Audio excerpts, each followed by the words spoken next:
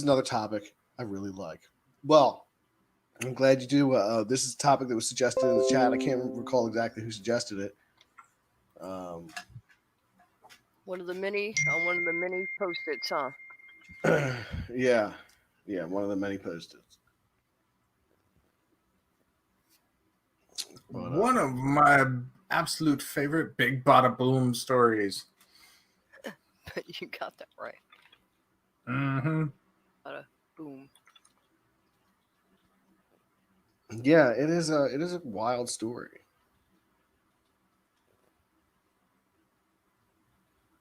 Bo Right Chow wins for $19.99. Thanks you very much, Bo Right Chow wins. Much appreciated. Very generous of you. Thank you. Bo Right Chow wins says, "How about creepy little book face masks?" I really haven't thought about doing anything like that. I've just kind of stuck to t-shirts and coffee mugs, some canvas prints. I really didn't want to even try and get into all designing those masks. There are some available on Teespring. That's what my next question was going to be. Do they even make them? But okay. Yeah, they have a particular style. I think it comes up all the way around here, but okay. Yeah, I never even thought about it. Yeah, we try to forget about current events here. We don't want to think about them. Yeah. So yeah, the creepy little bookmark. Creepy little bookmark. That's not a bad idea. The mark of the That's creep. cute. It's a cute idea. That wouldn't be bad. You had to think of something. I have to come up with some quick little design. Yeah, or let me or Fed too try to help joke you out in with the that. making. That's a good one, though. Well, let me color it for you. Yeah, I'm sad. Now that I'm thinking about it, I'm surprised you haven't made one yet. It's kind of obvious. Yeah. Yeah, right? Yes. Howdy. Hello. I would have been here sooner, but my stream kept getting interrupted by policy guidelines. I know. It was and it's gone. And it's back. And it's gone. What are you going to do?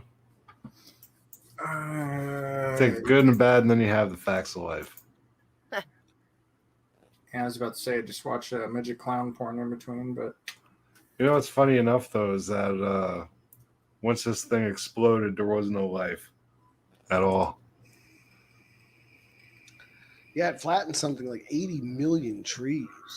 You saw the pictures of that shit, right? Oh, yeah. It's amazing.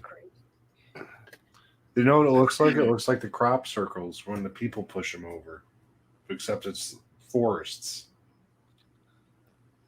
Yeah, it's just flattened. Just absolutely flattened. I think to this day, no trees grow in that circle there. Still? Still. Wow. Must be really radiated.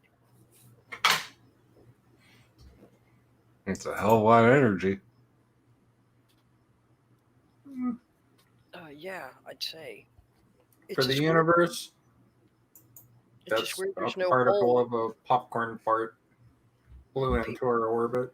Right? It's weird. Pete was saying there's no meteor hole or nothing. That's somewhat strange. No, there's no crater.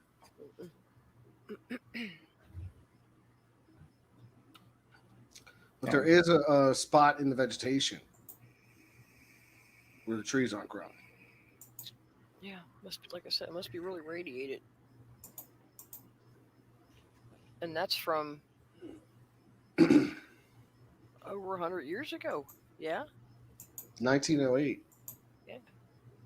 1908 is when the Tunguska Event occurred. Would it take like 20, 30 years for radiation to break down? So that must be how consolidated it must have hit it, you know? Depends on the radiological source. Okay.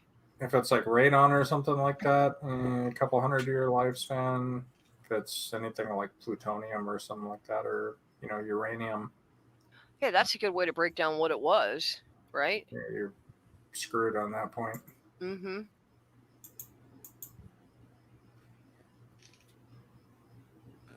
So I've got some information here. Mysteries of Siberia's Valley of Death by Valery Yurov.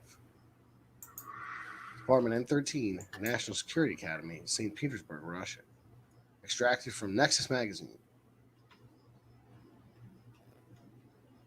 Let's see here.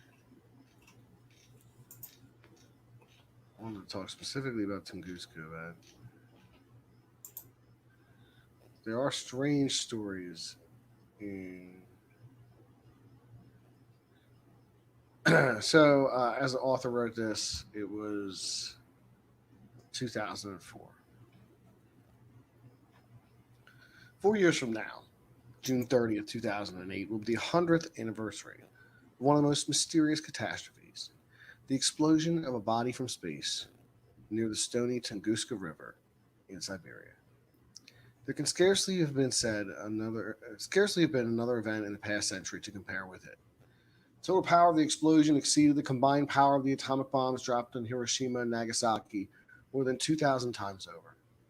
Apart from that, the Tunguska explosion caused an anomalous glow in the sky that was observed as late as 10 days afterwards, and the intense appearance of silvery clouds, massive radiation of light and heat, disruption of the normal functions of meteorological instruments, and the appearance of surface Earth tremors, a tremendous sound wave that traveled twice around the globe, the felling of trees over an enormous area of 2,000 square kilometers, weak traces of radioactivity detected in the tree stand, the unusual rapid growth of vegetation at the epicenter of the Tunguska explosion, and cooling of the Earth's climate in the following few years.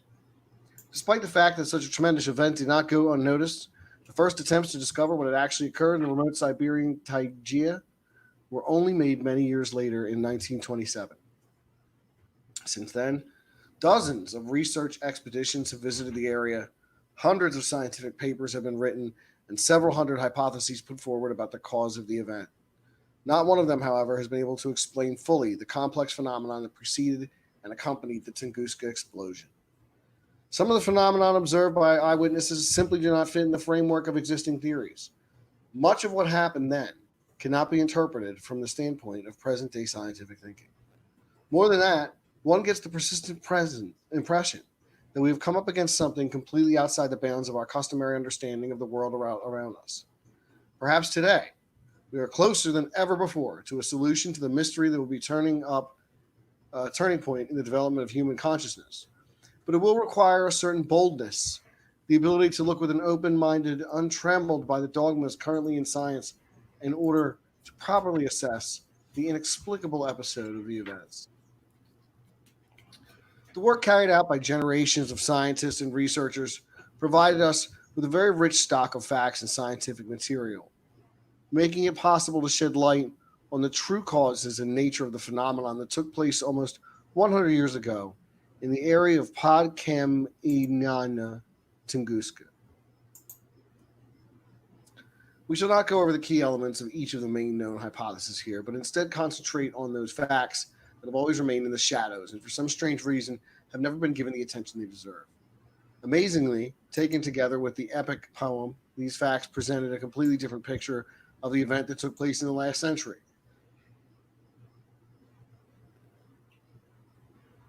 At the very beginning of this study, we should stress that both before and after the Tunguska explosion, there were several other events connected with it in a certain way. Being links in a single chain. Therefore, using the method employed in criminal investigations, we shall combine them in a single case in order to see the reality that has for so long escaped the eyes of researchers. We shall have to shift our gaze backwards and forwards in space and time to look at events separated by tens, even hundreds of years. To this end, we shall turn to the accounts of eyewitnesses, of which even in such a sparsely populated part of Siberia there were thousands. Even in the late 1960s, it was possible to find some 3,000 people who remembered that extraordinary event. Before we turn to the facts, we ought to share what we surmised in the course of our investigation. A hypothesis about the Tunguska explosion that will be unexpected for many, but which was formed during the analysis of a large amount of data. Drawing on the testimony of thousands of witnesses to the Tunguska explosion, the findings of researchers, the text of the Yakut epic Olan Koho, the reconstructed chronology of events, and the analysis of the consequences of the explosion described not only in the epic, but also through the efforts of scientific researchers, it is possible to put forward the reasoned suggestion that in the immense uninhabited territory of northwest Yakutia, there is an ancient underground technical installation. Very, very long ago, someone constructed in what is now known as the Valley of Death, a complex that is still today protecting the Earth from meteorites and asteroids. Of course, such a suggestion is staggering. It's hard to even contemplate such a possibility. It follows that for thousands of years, something existed alongside us that exceeds not only our current achievements, but even our boldest fantasies about what might be achieved, and we failed to notice. Naturally, none of those who researched the various scientific inexplicable consequences of the Tunguska catastrophe could have imagined that all the traces left by the explosions were the result of the activities of some ancient cosmic defense complex left by unknown builders. Here's one detail preserved in the ancestral memory of the local population, passed down through the millennia in an ancient epic poem. The legend passed on by word of mouth tells how this land was once suddenly wrapped in impenetrable darkness, and the surroundings were shaken by a deafening roar. A hurricane of unseen force arose, and the land was shaken by mighty blows. When everything had calmed down and the darkness had dispersed, the unprecedented sight met their eyes. In the midst of the scorched land, glowing in the sun, stood a tall vertical structure that was visible at a distance of many days' journey. For a long period of time, the structure gave out unpleasant, ear-splitting noises and gradually diminished in height until it disappeared under the ground altogether. In place of the tall structure, there was an immense yawning vertical orifice. In the course of our exposition of the facts, we shall present several texts from the Olanko, which testify strongly in favor of the stated hypothesis because of the obvious technological nature of the events described in the ancient tales. It is surprising the people who translated and analyzed these texts did not notice or even suspect this.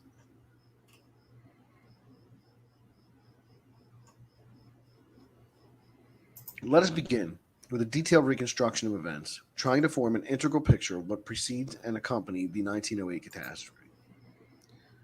The first to learn of the coming calamity were the shamans of the native tribes. 2 months before the explosion, rumors of the approaching end of the world began to spread across the Taijia. Going from one settlement to the other, the shamans warned the people of an imminent cataclysm. The people began to move their herds from the upper reaches of the Tunguska to the lower Tunguska and further toward the gathering of the nomadic clans who moved around in close proximity, which took place in the month of Teliat, May. A secret conference of the elders had resolved that the cyclical course of their wanderings should be changed and the clans should move together along the new course. There was a big ritual associated with the great shaman announcing the end of the world. The ancestors said they had moved from their traditional places. No one should be there after the month of Telat in the month of Muchun, June. This was said the ancestors. The upper people went to visit Dulia. No one should see that. And so the nomads began to move across the Taijia. Obeying some inner sense and supporting, as it were, the pronouncements of the shamans, the wild animals began to leave. The birds flew from their nesting grounds, the swans left the lakes, and the fish disappeared from the rivers. An immense expanse of Taijia, measuring several tens of thousands of square kilometers, lost its fauna. Only those who did not believe the shaman's words remained in the danger zone. All this speaks for itself. Obviously, some early warning of the approaching event was given through the shamans who spoke with the spirits of the ancestors. The animals, birds, and fish reacted instinctively to the approaching danger, reacting to the negative influence of Earth's increasing electromagnetic field in that part of the Taijia. After studying the text of the Olanko, talking with local hunters, those who were still alive to remember the distant events, we formed the impression that the complex in question is scattered across different parts of the Taijia and located mainly underground. Destruction or deflection of meteorites and asteroids is achieved using a force field which is conveyed in concentrated form by some kind of electromagnetic formations that resemble glowing, fiery spheres. In essence, these are something like ball lightning, with the difference being the largest ball lightning known to science is about 2 meters in diameter, whereas the spheres used to deflect or destroy meteorites are of gigantic dimensions, some 60 meters in diameter. It was their flight that was seen in 1908 by thousands of people across much of Siberia, with the result that the witnesses of the Tunguska event attributed the whole thing to the appearance of a series of huge ball lightning. The plasma spheres are apparently generated by a power plant located deep inside the Earth at the site that was quite deliberately chosen by someone. It is associated with a geophysical distinctive area of the planet, the East Siberian Magnetic Anomaly. The periodical Technica Modolozine, issue 1, 1984, called it a magnetic superanomaly, the source of which lies at the depth of half the Earth's radius. In other words, the power plant of the complex draws on energy of the planet itself, and to some degree, it would seem, is one of the causes of this superanomaly. Preparations for countering the approaching Tunguska meteorite, it was indeed a meteorite. Lord Leonid Kulkin was in a certain sense correct, began 2 months before the explosion, as is confirmed by the behavior of the shamans and the fauna of the Taijia. Roughly 10 days before the explosion, the installation located in the Valley of Death shifted into an active phase. It was the activation of the power plant and the increase in its energy level occasioned by the complex beginning its preparation for the generation of energy, electromagnetic spheres, acting upon the environment, that became the cause for the appearance of the major atmospheric anomalies associated with the increased tensions in the Earth's electromagnetic field. The effect of the installation was so powerful that in the 10 days before the explosion, in many countries of Europe as well as in Siberia, the darkness of night was replaced by an unusual illumination, as if those areas were experiencing the white nights phenomenon of high latitude summers. Everywhere they appeared, shining brightly in the twilight of dawn and dusk, silvery clouds stretched east to west that formed along the lines of force, like those that occur between the poles of a magnet. There was, in a sense, as noted by E. Krinov, one of the researchers into the Tunguska explosion, of the approach of some unusual natural phenomenon. Many years later, researchers from Tomsky came across a forgotten publication by Professor Weber about a powerful geomagnetic disturbance observed in a laboratory at Kelv University in Germany for 3 days before the intrusion of the Tunguska object, at which ended the very hour when the gigantic boloid exploded above the central Siberian plateau. The Tunguska meteorite and the Terminator spheres. 10 days passed, and then on the morning of June 30th, 1908, a body from outer space entered the Earth's atmosphere at immense speed. It followed a trajectory from southeast to northwest.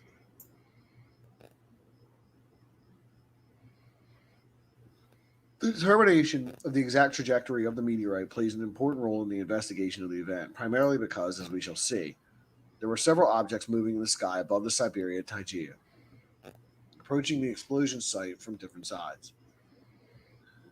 It was the discrepancies in the accounts of eyewitnesses, who at the same time observed objects above the area of Siberia far remote from one another, moving on different courses but towards a single point, that confused researchers, prompting the hypothesis that it was probably a spaceship that had been maneuvering above the Siberian Taijia. 38 minutes before the destruction of the Tunguska meteorite, the Valley of Death complex moved into its culminating phase, the generation of the spheres, which, for the sake of convenience, we shall call terminators, began. At the Stepanovsky mine, close to the town of Yuzinko and Sinki, an earthquake began 30 minutes before the fall of the meteorite.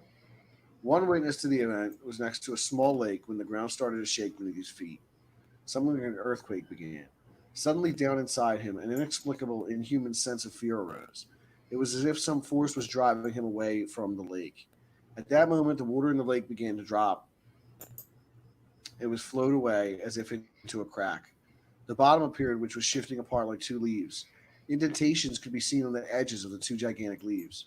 The witness was seen by an impulsive animal terror and fled as fast as his legs could carry him. After running a considerable distance, he tripped on a bush and fell. When he got on his feet and looked back, he saw the rising from what had been the column of bright light, at the top of which appeared a ball. All this was accompanied by a terrible roaring and humming. His clothing began to smolder. The radiation burnt his face and ears. The episode concurs astonishingly with the text of the Old Loco epic tale of old men tell of a place called Tongdurani, associated with the holes in the ground. Streams flow where there are shafts of incredible depth known as the Laughing Chasms. From these, the legend says, fiery whirlwinds fly. After a long period of silence, roughly a century before each major explosion or series of explosions, there would be a smaller scale event. The legend says that a thin column of fire emerged from the iron orifice. At the top of this, a very large fireball appeared. It was escorted in flight by its red hue, a swarm of fatally bloody whirlwinds that wrought havoc in the vicinity. Accompanied by 4 claps of thunder in succession, it soared to an even greater height and flew off, leaving behind a long trail of smoke and fire. Then a cannonade of its explosions sounded in the distance. It is remarkable that Yaku legend contains so many references to explosions, fiery whirlwinds, and the launch of flaming spears disgorged by an orifice belching smoke and fire, with a banging steel lid, in the depths of which lies a whole subterranean country.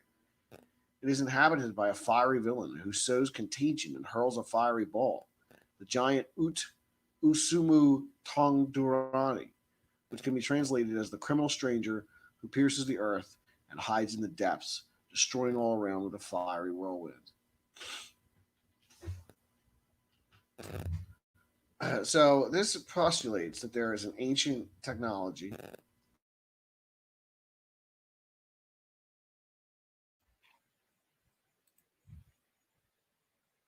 in the depths of the earth that is defending the planet from meteor attacks. Okay. That's where we're going at. That's where we're coming from.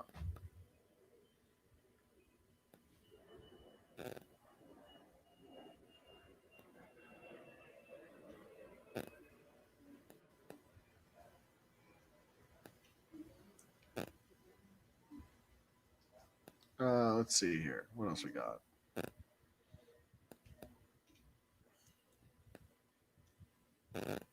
There was eyewitness testimony to this. Okay. It's been terrifying.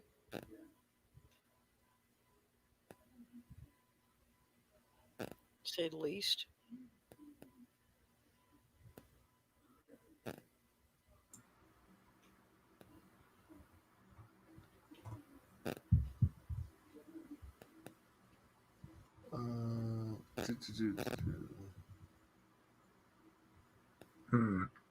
I entertained the notion that one time that the Tunguska blast may have in fact been the core of a UFO going critical.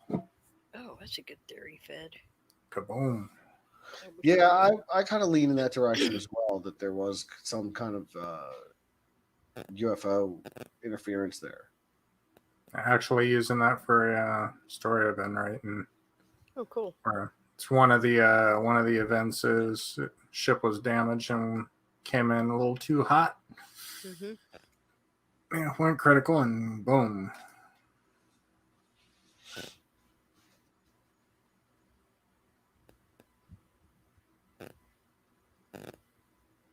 You know, because we just saw one. What was it about? I don't know, about 6-7 years back. I'm thinking. It was the one that happened over in Russia. Again in Russia. Yeah, but there's like all these videos and stuff. God, what was that town?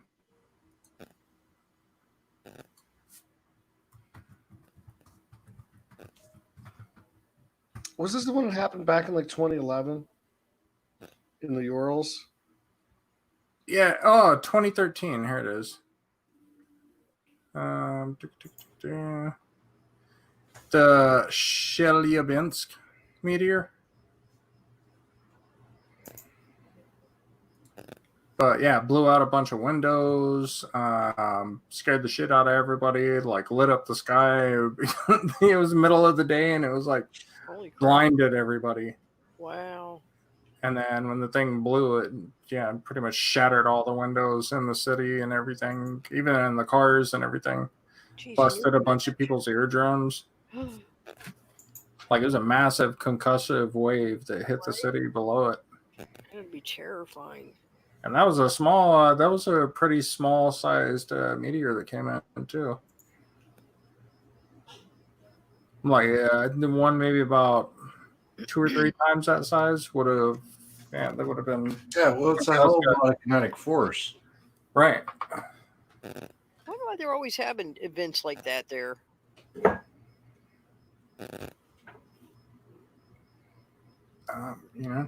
You know, what's that stone called, Fed? They say it's meteorite glass. Good God, I'm drawing a blank on it. It's dark green. I have some, and I can't think of the name of it. Talking about Libyan Moldavite. desert glass? Moldavite. Oh, Moldavite. Moldavite. That also. Moldavite. Yeah.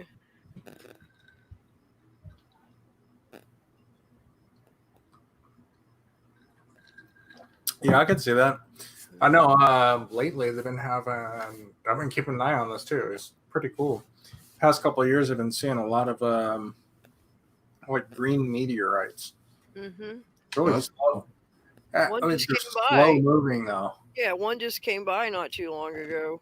Yeah, in Australia they're like, yeah, that should be moving a lot faster than it is, and it's right. I was like, well, it's Green Lantern Corps. Something suspicious about that, right? Find out Ryan Reynolds been trolling us the whole time. Be like, oh, you thought the green suit was fake, right? What's funny about that is that things that are real often look fake. Mm-hmm. Yeah.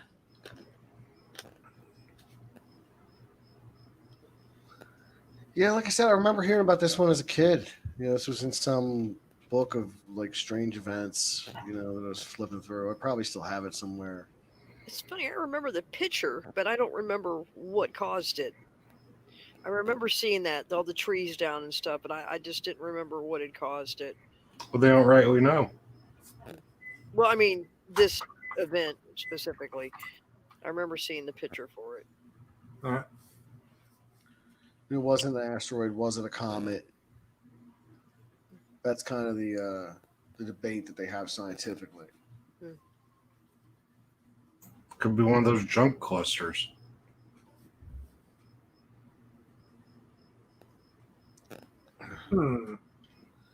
Now, some people do think that the Tunguska Event was a UFO. Sure. Yeah, battle, right? So they said this is from back in August of 2004. This is from physics.org. Members of the scientific expedition of the Siberian State Foundation Tunguska Space Phenomenon have managed to uncover blocks of an extraterrestrial technical device which crashed down to Earth on June 30th, 1908. In addition, expedition members found so-called deer, the stone which Tunguska eyewitnesses reportedly mentioned in their stories. Explorers delivered the 50-kilogram piece of stone to the city of Krasnoyarsk to be studied and analyzed. So that was back in 2004. They said they had found pieces of a UFO. Wow. There's a documentary called The Russian Roswell, UFO Secrets Tunguska, the Russian Roswell there. Yeah, because if that was a ship that blew up right there, cause that much devastation and everything else, it's like, yeah, good luck finding anything left of it. Yeah. Pulverized. A couple little fragments of, metal here and there, maybe that's about it. Mm-hmm. The rest of it was probably just melted.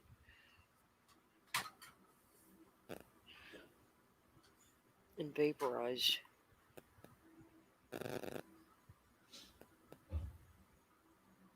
Deranged Lunatic, the first time I heard of it was on Leonard Nimoy's In Search Of. That's very likely probably the first time I heard of it too. Either that or, like I said, some old book I got, as a kid. But, I wouldn't be surprised if In Search Of was the first place I heard about it either. Mm-hmm. Also, starting point for a lot of people with this type of stuff, I think. Oh, classic series. Series. Mm-hmm. I believe Unsolved Mysteries is making a comeback. Oh, cool. My wife was telling me earlier today. That's awesome.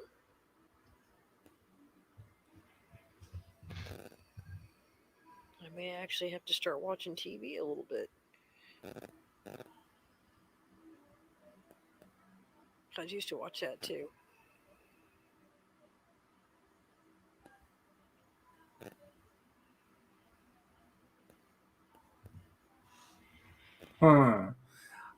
I'm hearing the music in the background, like I'm waiting to hear Buffalo Bill speak up. Oh, you can hear that music in the background. That's not good. No, it's not good. Not good. That's not good at all. Couldn't hear it, but got good hearing, Fed. I mean, the TV in the other room is too loud. Somebody can't hear it for nothing. Yeah. My shit's always blasting too, so I'm with her. Fires points out Unsolved Mysteries is being rebooted on Netflix on July 1st. Awesome. Okay. It won't be the same without Robert Stack, but seems promising enough. Yeah, it looks like something I definitely want to check out, especially because it's on a streaming service and I'm not going to make an appointment to watch it, Right. Thank you. Well put. Yeah, you need somebody with a good presentation voice, If, like, the first thing you hear when it goes live is somebody sounds like this, you ain't going to watch it. You're in big trouble. Yeah. Very good point, Fed.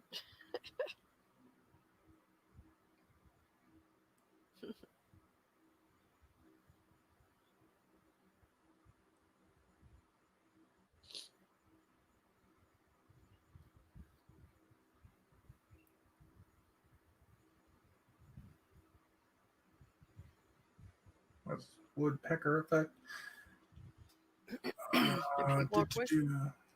Scalar waves. Oh. I guess I should look up every now and then. Mm-hmm. No, I'm looking at chat right now. Yeah, I'm sitting here working on a picture. Just coloring on a picture. Well, A bird. Had to show some love to the chat real quick before we get back to the free midget porn. Right? He's back. Got back. It's a little lull there. Just a little lull in the action. Hey, shit happens sometimes. What do you want?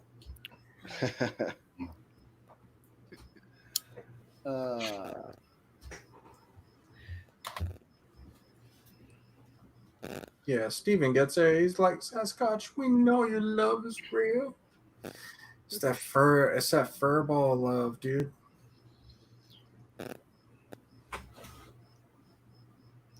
Fur ball love. Yeah, that Sasquatch stank. Fur ball love. I talked to my mom earlier. That's what she was watching, something on TV about Bigfoot. I'm like, really? Totally unlike her.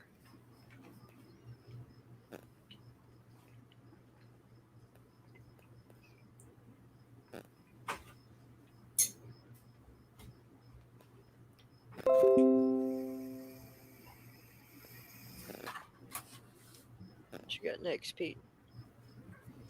Mario Hood is asking if I blew my load in the first 20 minutes. Yes, Mario Hood, I have. Mario, he just sneaking on me. Well, we can always talk about tits. All night long. All night.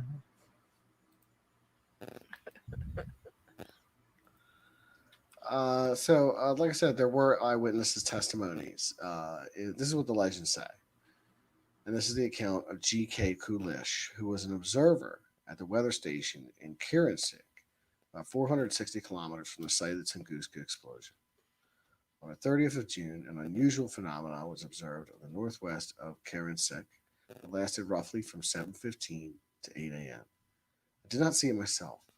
When I sat down to work after recording the reading of meteorological instruments, this is what occurred. I give the gist of what those who I witnessed said. At 7:15 a.m., a fiery pillar appeared in the northwest, about 4 sagans, over 8 meters in diameter, in the shape of a sphere. When the pillar disappeared, 5 strong, brief bangs were heard, like cannon shots, following quickly and distinctively one after another. Then a dense cloud appeared at that place. About 15 minutes later, the same sort of bangs were heard again. Another 15 minutes later, they were repeated. The ferryman, a former soldier and generally an intelligent, worldly, wise man, counted 14 bangs in 3 groups. His duties meant he was on the riverbank and saw and heard the whole phenomenon from start to finish. Many people saw the pillar of fire, but the bangs were heard by an even greater number.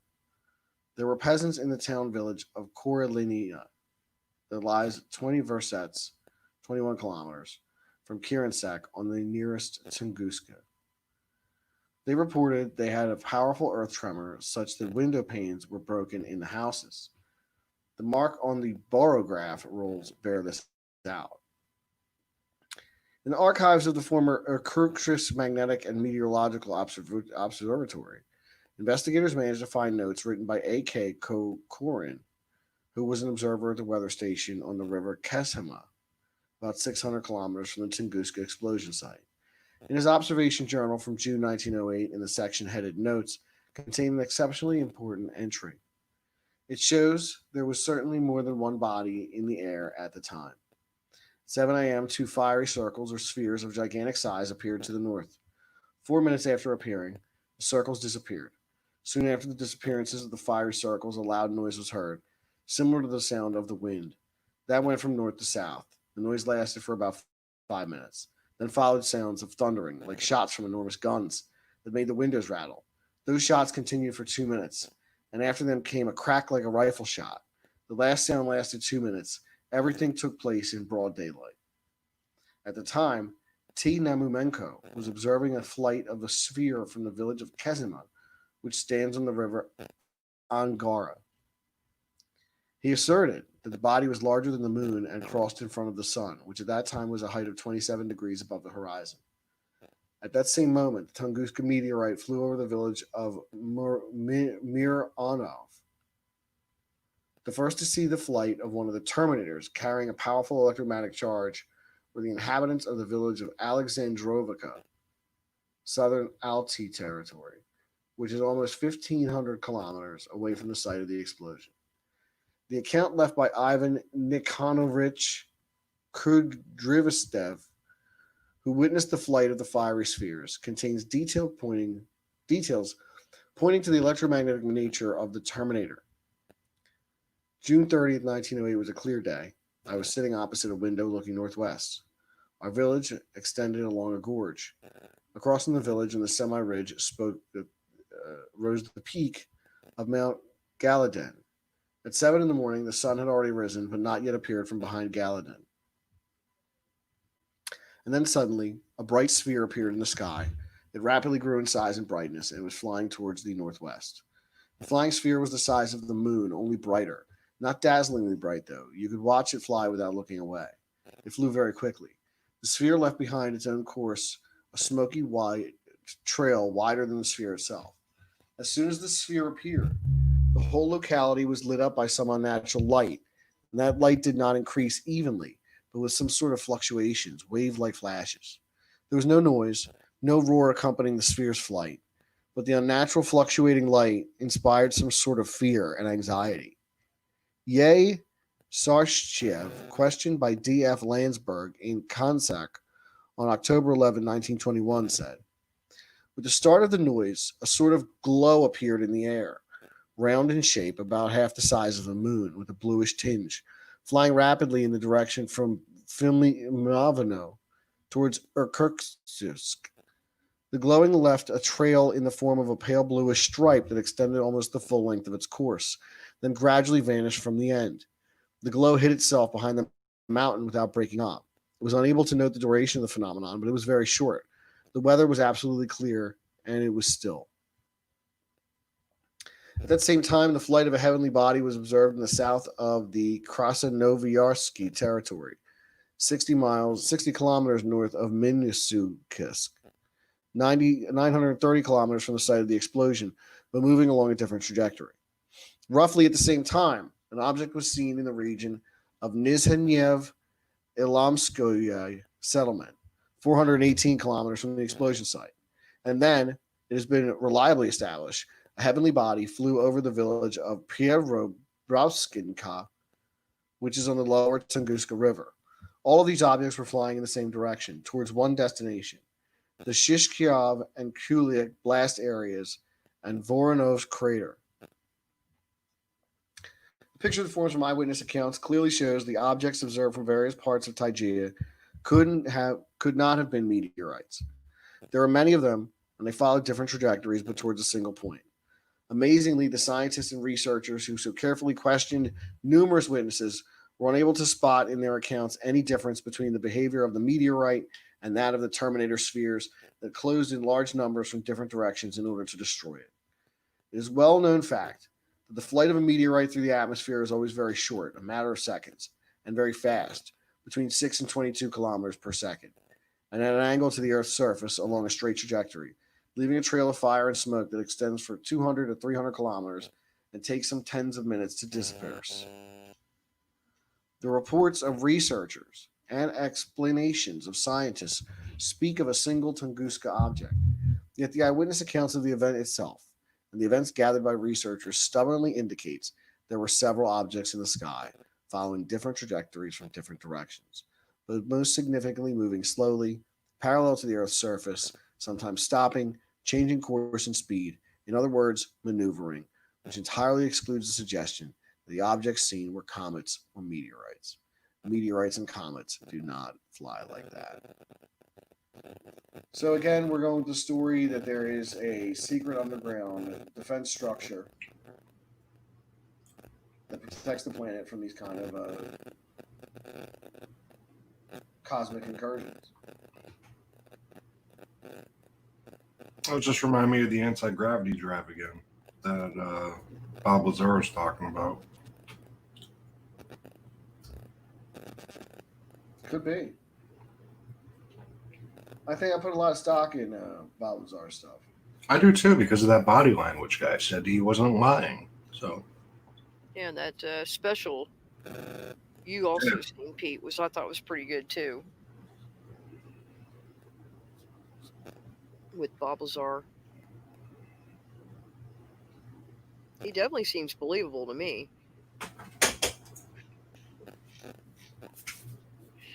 Whether or not all that happened, he seems to believe it.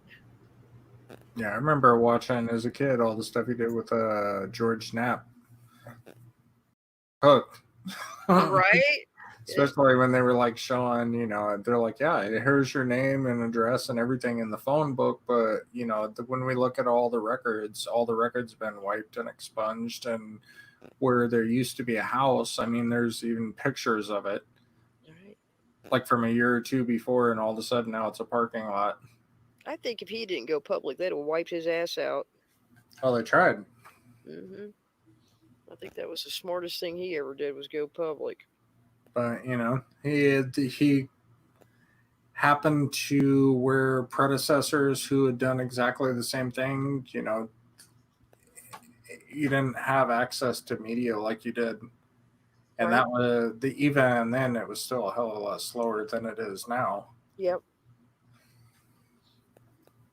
So it's like, you see like how quick, like when whistleblowers come forward and stuff now, how quickly the information gets disseminated, where before it used to take, really fucking long time to corroborate all the evidence, everything else. Plus, you had to like make sure these people were in safe houses or in some sort of protective custody of sorts. It was a lot more involved with it than it is today. Sure. I agree. I'm seeing some comments in the chat about some static. Picking up some Yeah, static. your phone, Pete. I tried to send you a message. Phone was a little too close to the speaker here, so that does cause a bit of interference. Yeah, a little bit of background noise. That should clear up that static issue, everybody. We're not being infiltrated. We're okay. And nobody's infiltrating. That's right. It's the 4G, man. It's all out to get us, bruh. You mean the 5G? No, we don't talk about that. That's just... Okay, it's just 60 gigahertz. That's the end of reality. Mm-hmm. As we know it. So thousands of observers couldn't have mistaken what they saw, as No. the sky was cloudless that morning. People living within a radius of over 800 kilometers from the place where the cosmic intruder fell observed the unusual flights of enormous fiery bodies, giving off sparks and leaving rainbow trails behind them. The most important point, though, is they did not all see one and the same object, but different terminator spheres that varied in appearance and behavior. After these terminators were created and disgorged through the installation's shafts, they began moving to some control point, the place of their last reconnaissance before the destruction of this meteorite. At a certain stage in their flight, the spheres stopped to adjust their position in respect to the falling meteorite, and then, tearing off at enormous speeds and with terrible roaring, rushed to meet it. Below is an extract from an account of a witness who lived in the village of Mogana on the Nizhinyanga Tunguska, 300 kilometers east of the site of the explosion. It was quoted in Yuri Stebnyev's book Echoes and speaks for itself. I remember that time well. I was 11 then. I got up early. It was clear and cloudless. Our house was here, where it still stands, on a hill. I was hammering with the scythe. There I was hitting the scythe, but the sound seemed to come from elsewhere. I froze, and as I listened, a real din started. The sky was as clear as can be, not a cloud in sight. There were no planes or helicopters back then, of course. It was only later we became familiar with them. But there was this din.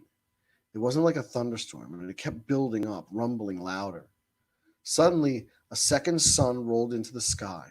Ours, that's to say, was beating down on the back of my head, and this one was in my eyes. I couldn't look. Everything went black. I shot in the house, and that new sun shone through the window here and moved across the stove like this. The house stood, and this sun was shining through it, coloring all the white walls of the big Russian stove crimson.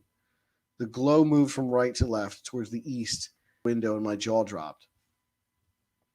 I'd never seen anything like it, and the noise kept on rumbling. There was no relief. My grandfather sat on the stove and began chanting a prayer out loud, a chant he told me. Stiopa, let's pray. All of you pray. It's happening. It's come. The shamans have warned people about the end of the world. What praying? I wanted to run somewhere, and there was nowhere. The noise was all around. The fiery ball was coming at us. It kept creeping across the stove, and then it stopped. The fiery sphere that appeared in a clear, cloudless sky approached the earth with a glowing rumble and grew as you watched, blazed and became so powerful fiery light that it was impossible to look at. At some elusive instant, the terrible rumbling turned into an incessant roar, and the sphere stopped moving, hanging above the ground like the sun hangs above the horizon just before sunset. It's hard to establish the length of time it stopped, but the fiery sphere stayed motionless long enough for its immobility to impress itself upon the astounded human mind. I was afraid to look out the window, but on the stove I could see that it had stopped. Then suddenly, it gave such a burst of speed, flashed across the stove, and was gone. The thundering noise was awful. The earth shook. I was knocked to the floor, and the glass from the little window was scattered as if someone had pushed it in. I wasn't down on the floor for long. I jumped up, thinking, where's Grandpa? Don't say he's been knocked off. He was lying on his stomach on the very edge of the stove and kept asking me, Stiopa, what is it? Stiopa, what is it? He went white and white. I think the ground was still shaking. The floor shifted under my feet, or perhaps my legs were trembling. It was all dreadful. Nobody could understand where it had to go, that sun. It had been shining just a moment before, and so strong, the shadows disappeared instantly. And that light, clashing with the light, stripped this world of its familiar pleasant shapes. Everything from the smallest blade of grass to the cedar tree suddenly seemed different from how it had always been. Colors vanished. So did the usual three-dimensionality of the world, warmth, tenderness. Our world had gone. Judging by the details of this account, the narrator was very close to a place where a Terminator sphere had been generated. In other words, in the immediate proximity of one of the pillars of energy, the fiery whirlwinds, delivering the Terminator to the surface. The accounts recorded by Stibniev include this important element. Someone saw a fiery pillar as well going down from that fireball, and for an instant there appeared a sort of huge tree with a round fiery crown. Someone noticed that this raging bundles of light spat out, as it were, one more ball that tore earthwards. Others, though, insisted there had been no second ball, but that the blaze, that sun itself, hurled itself down slantwise. Many saw it, and there were many different versions, but everyone was agreed that the movement of that mysterious fiery body stopped, and it hung motionless for a time above the ground, and there was a roaring, and there was something like an explosion, the ground shaking, and a rapid movement away, taking off, and the same rumbling, but now dying down, and the fading of a raging fire, less and less, until you could barely make it out in the vast white expanse of the sky. Then it was gone, and the thunder dropped, lessening and disappearing altogether. It was there and flew away.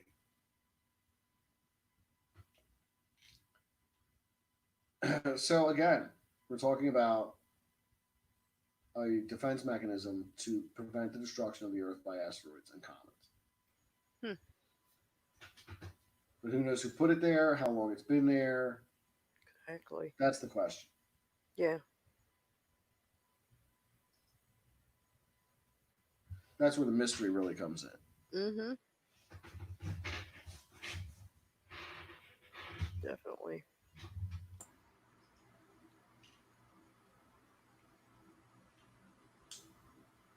And we'll probably never know. Oh, sure we will. You think? Okay. Yeah. When we shuffle off the mortal coil and hit up back up into the Akashic record, yeah, then you'll know everything. Now you're thinking, Fed. Stop worrying about it. You get there in time.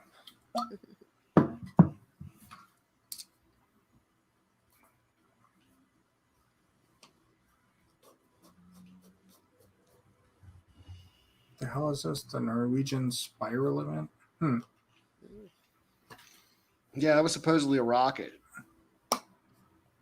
Yeah, it's supposed to be another launch here in 2 days. It's supposed to went off today, but they postponed it.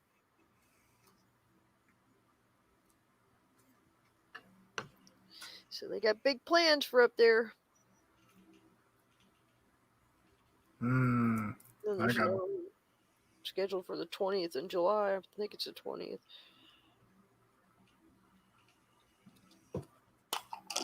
Well, I mean, it is nice to see mankind actually, or humankind, whatever, getting back up there. Yeah, I agree, Fed. Getting more of a presence.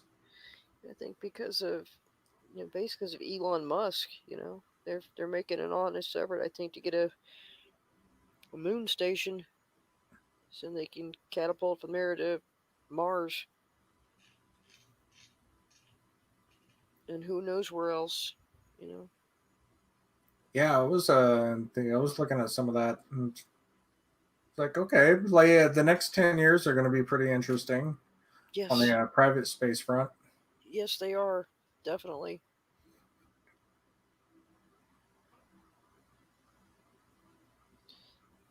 That's one thing I love about living in Florida is getting to see those launches. Everybody always says it's fake and all that stuff, but Oh, well, you know what, Ginger? Let's just clear this up right now. We're all Terrans now.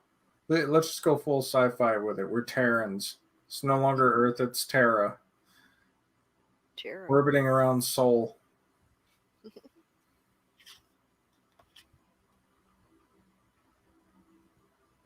And we'll get on Galactic Standard Time. So, what is that, like 36.4 hours, something like that? So now you got to stay up for like a day and a half. What was that line in Men in Black? Unless you have a psychotic episode or something. Yeah. Be like, I better get a CAT scan. Be like, yeah, that's required every 6 months. Well, that's the twins, so-and-so and Bob. The two aliens.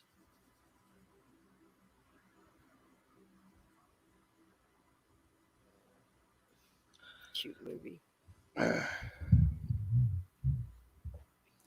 Joseph Aldrin, I'm terra firma. Am I right?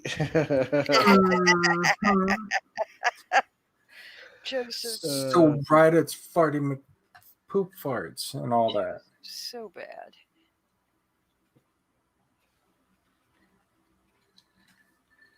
Comes on swinging on in with boner jokes.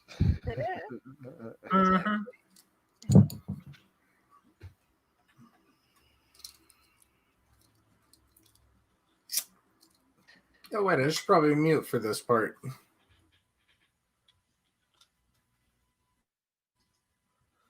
So we mentioned the Olanco epic, and there's some of that we're going to get into now. Scattering a blizzard of stone, causing lightning to flash, causing a fourfold thunder to crash. Behind him, Ni-Urgun Butur flew unswerving. Careful study of the Olanco prompts an important conclusion. Some elements of the epos described a pattern which precisely reflects the phase in development of events that periodically occur above the Siberian tundra. It becomes clear why the Olanco text contains such amazing echoes of the eyewitness accounts. Here are some more lines from the Olanco. At a distance of 3 days' journey, you can see the smoke rising, spreading out above like a mushroom. The land around grew covered with dust and ash. The smoke swirled, thick and black, rose into the sky in a dark cloud obscuring the sunlight. At different times, this scenario has been witnessed by thousands of people. Among the more interesting accounts of this nature is a report by the Dutch ambassador Baron de Bigev, in which I.V. Bogartrev, found in the State Naval Archives of the USSR, on the 2 or 13 April 1716, on the second day after the Easter festival, around 9 in the evening, there appeared in a pure cloudless sky a most brilliant meteor, the gradual development of which is attached here too. In the northeastern part of the sky, there first rose from the horizon a very dense cloud pointing toward the top and broad at the base. It rose so quickly that in no more than 3 minutes it reached half the height to the zenith. At the very moment when the dark cloud appeared, in the northwest, there appeared a huge shining comet that rose to 12 degrees above the horizon. And then from there, from the north, another dark cloud arose. From the west, rising rapidly to the cloud that approached it somewhat slower. Between these two clouds in the northeast, a bright light formed in the shape of a column that for several minutes did not change its position, while the cloud that appeared from the west moved to meet it with exceptional speed and collided with the other cloud with such terrible force that there was a broad flame in the sky, and their collision was accompanied by smoke, while the glow extended from the northeast right to the west. The real smoke ascended to 20 degrees above the horizon, while the rays of flame intersecting it consistently in all directions. Just as if there was a battle taking place between many navies and armies. The prodigy continued for the full quarter of an hour in its most dazzling form, and then began to dim little by little, and finished with the appearance of a host of bright arrows that reached to 80 degrees above the horizon. The cloud that had appeared in the east dispersed. After it, the others vanished completely, so that by 10 in the evening the sky had become clear and shone with glistening stars. One cannot imagine how terrifying this phenomenon was at the moment when two clouds collided, when they both shattered, as it were, from a mighty blow, and when they were also accompanied with exceptional speed by a host of small clouds headed westwards. The flame that flew from them was like claps of thunder, exceptionally bright and dazzling.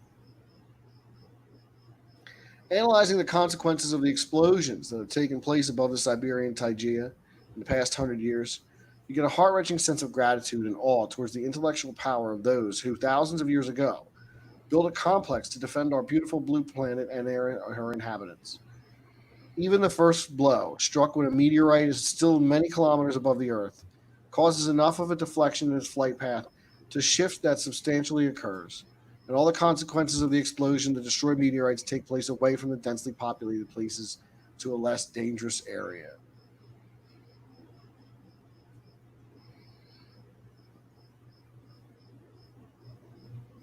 But let us return to June 30th, 1908, and view all that took place through the eyes of witnesses. The whole observed event developed according to roughly this pattern. At around 7:15 a.m., the meteor was moving on a trajectory from southeast to northwest. In Pereobrazhevka, I.M. Volosing saw something moving across the sky, a belt of smoke with fire flashing from it. This was the meteorite hurling down to Earth. The generation and release of a Terminator sphere. People in the area of Kerenskep reported a fiery pillar appearing to the northwest, about 6 meters in diameter in the shape of a spear. When the pillar disappeared, 5 strong, brief bangs were heard, like cannon shots followed quickly and distinctly one after another. From the Tietria trading post, pillars of fire were seen in the north. Pillars of fire were also observed in other places that do not lie on a single line. A red glow during the generation of the spheres before the explosion. The emergence of the terminators at the surface is the most energy-intensive phase, causing the energy pillars and terminators to give off bright white light, like that produced in welding. The intensity of the light was such that observers got the impression that everything had faded or grown dark.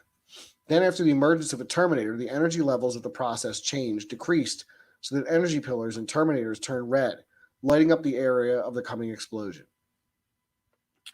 Maxim Kain-Chekhnov, a 50-year-old Evanke questioned in Vanadarva, said, "My parents had stopped on the Sigochamba.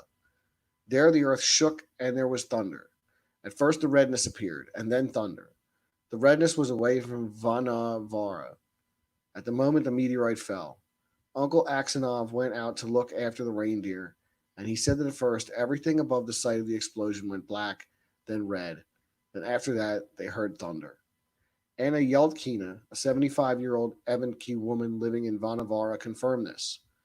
Early in the morning, a little higher than the sun, there was a crash of thunder, high up. The whole sky was red. And not just the sky. Everything around was red. The earth and the sky. Then there was a mighty thundering, a sound like a bell, and people kept beating on a piece of iron, The thunder went on for about half an hour. Immediately after the appearance of the pillars of light, there appeared in the sky shining Terminator spheres that began flying towards the explosion site. Like many thousands of others who were questioned, and Ponomarev from the village of Nitskin-Limsky reported, at 7:20 a.m., a loud noise was heard near Nitskin-Limsky that turned into peals of thunder. Some of the houses shook from the blows. Many of the inhabitants saw that before the thunder crashed, some fiery body looking like a log hurled rapidly above the ground from the south to the northwest. Immediately after that, there came a crash, and in the place where the fiery body had vanished, fire appeared and then smoke. K.A. Kokonrin, an inhabitant of the village of Kesmov, who was questioned by Yi L. Krinov in 1930, said, 3 or 4 days before St. Peter's Day, around 8 in the morning, no later, I heard sounds like cannon fire. I immediately ran out to the yard. It was open to the southwest and west. At that time, the sounds were still going on, and I saw to the southwest, at roughly half the height between the zenith and the horizon, a red sphere flying. Rainbow stripes were visible to the sides and behind it. At that same time, in Kerensky, people who were watching a red fireball to the northwest, moving horizontally, according to some accounts, dropping steeply according to others. By the Mursky Rapids, close to the village of Bog Uchenke, there was a flash of bluish light, and a fiery body, considerably larger than the sun, hurtled from the south, leaving a broad, bright trail. The interception of the meteorite was accomplished by a Terminator striking it from above to reduce its original speed sharply. This released a colossal amount of energy that, combined with the energy of the Terminator, literally melted the substance of the meteorite.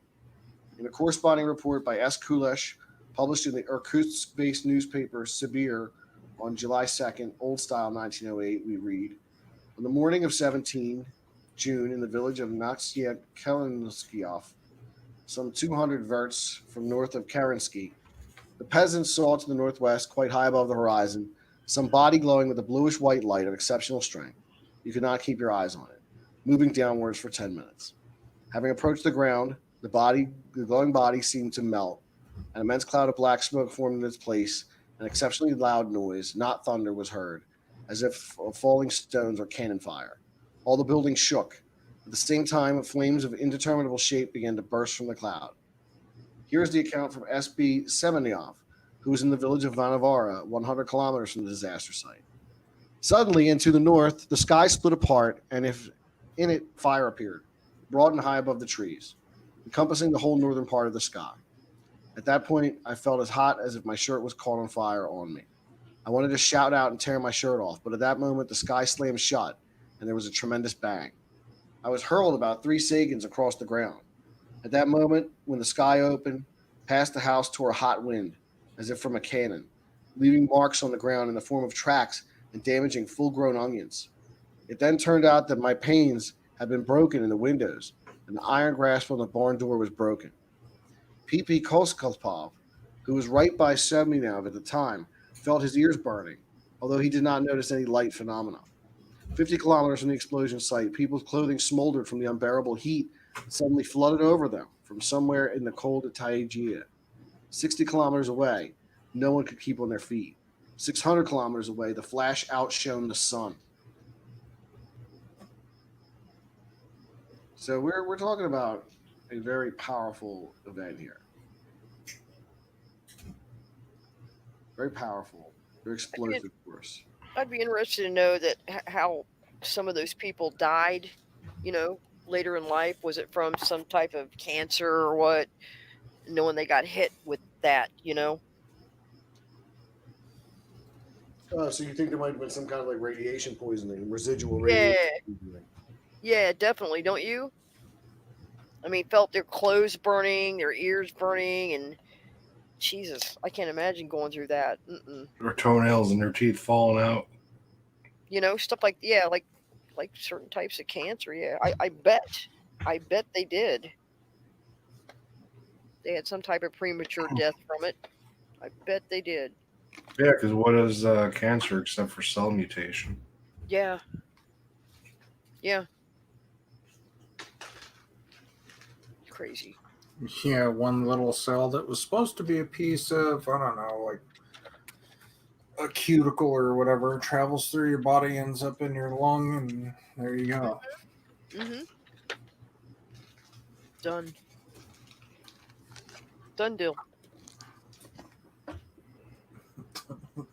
Well, that's a pleasant thought. Well, it is what it is. It's a hell of an event. The sky turned red. Can you imagine how terrifying that was? It must have seemed like the end of the world. Oh, exactly. Exactly, Pete. For those people, it had to have seemed like the end of the world. I mean, even now, you see all over the internet, people keep posting pictures of red skies, and that's scary.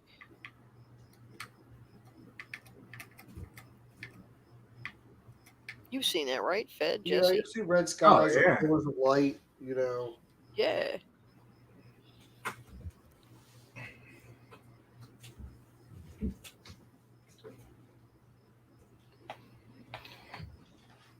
So, yeah, they must have thought it was the end of the damn world. And then the noise that accompanied it.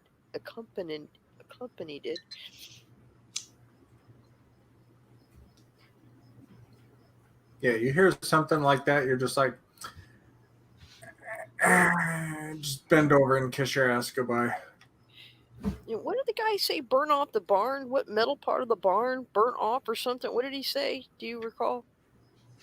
It was the iron lock on the barn was broken. I wonder what would cause that,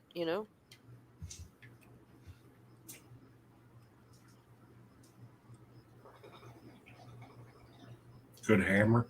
Yeah, I'd be curious to know what type of lock it was too, I'm thinking of like a lock you open with a key or whatever, but it may not have been that type of a lock. Well, remember, he did report being thrown about 12 feet too. Yeah, and then there's that. So that like the hot wind hits him, he's thrown 12 feet, and like the lock's broken, but the force, I guess, that threw him. Force, yeah. That's a hell of a force. Throw somebody, Right. it's probably 150 pounds, give or take. Be like, and you go over here. Mm-hmm. Scary shit, to say the least.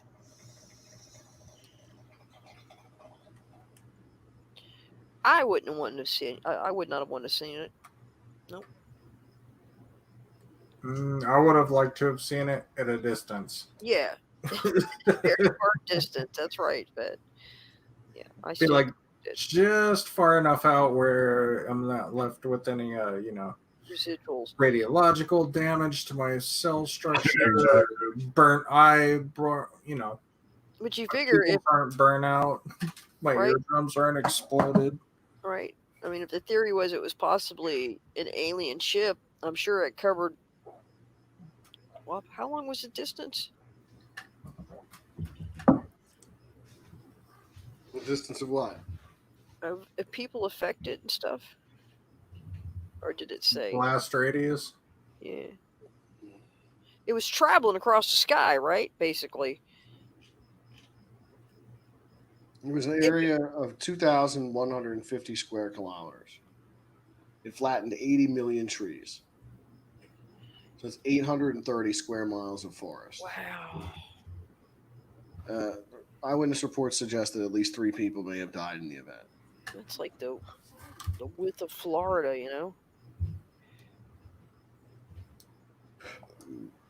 Sugar spots. Crazy thing, nobody will ever really know.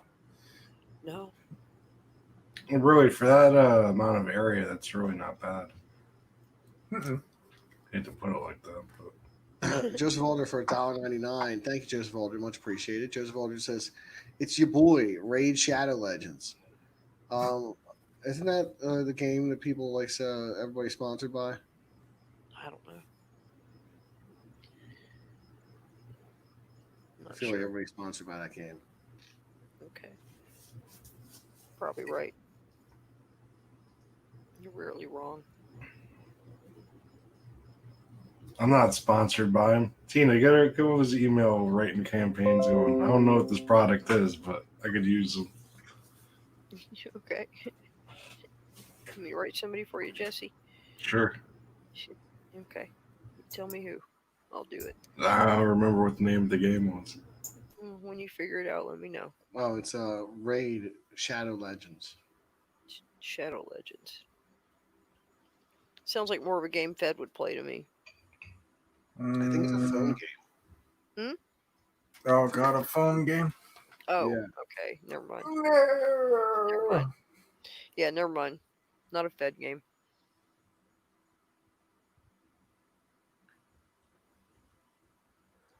RPG strategy game. Oh, there you go. A freemium mobile game developed and published by Israeli game developer Parlium Games. A PC port for Raid Shadow Legends was released on January 21st, 2020. Oh, recent. Yeah.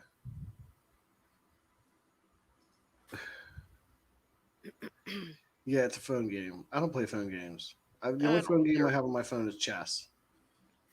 Yeah, mine's like Mahjong and Sudoku or whatever it's called. No, I've got free chess. I was looking at chess sets the other day. Don't have one anymore.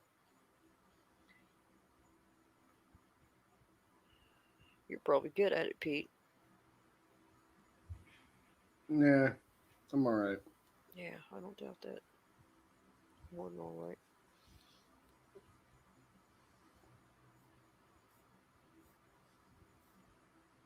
I'm over here itching like a dog with fleas over here. Time for a flea bath. Right, itchy scalp. You need some Selsun Blue. Time for your 3-month flea bath. I'm over here passing out, so I think I'm going to hop off. Where are you going? Sleep. I'm kidding, Jesse. Got work tomorrow. All right, take it easy, man. We'll talk to you tomorrow. Take it easy, dude. Thank you.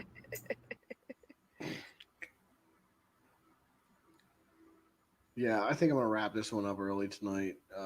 I'm running out of gas. I am too tired for this. You do look tired, my friend. I am tired. So I'm gonna wrap it up. I do appreciate you all being here with us tonight, joining us night after night, day after day, as we delve into the world of the weird. I want to say thank you to Deranged Lunatic, Bo Right Child Wins, and Joseph Alder for your generous super chats. They're much appreciated. Never expected, but always appreciated. I want to say thank you to my panel for being here tonight. Thank you, guys. You're welcome. And look, check out the description of this video. You'll find links to my Twitter and email if you got scary stories you want to share and I can make videos out of. There's a link to Patreon. Thank you to my Patreon supporters. You've stuck with me for a long time. And if you're in a position to become a Patreon supporter for $1 a month, it's $0.25 a week, it's less than the price of a cup of coffee, I hope you consider signing up.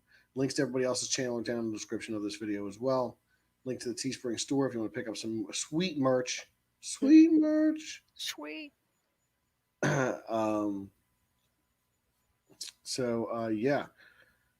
As we do, this has been the Creepy Little Book Live, and you've been listening to High Strangeness, the #1 late night paranormal podcast on YouTube.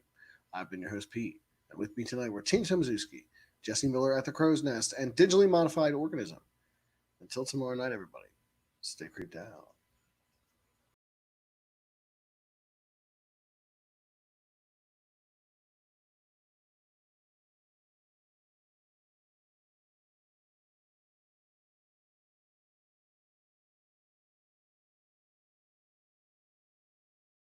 Liberal cities seeing a surge in violence this weekend while the left continues to call for defunding the police. More than 100 people were shot in Chicago alone. 14 were killed, including 5 kids. An activist there calling out the lack of outrage. Where's the outrage? Where's the outrage for this 3-year-old that was killed? The same type of outrage when George Floyd was killed by the police in Minneapolis. There should be 30, 40, 50,000 people on the streets right now shutting down the black community until we get it right. Black men need to shut down the black community until we get it right. In Minneapolis, a shooting spree left 1 dead and 11 people injured. And in New York City, gun violence is up a staggering 3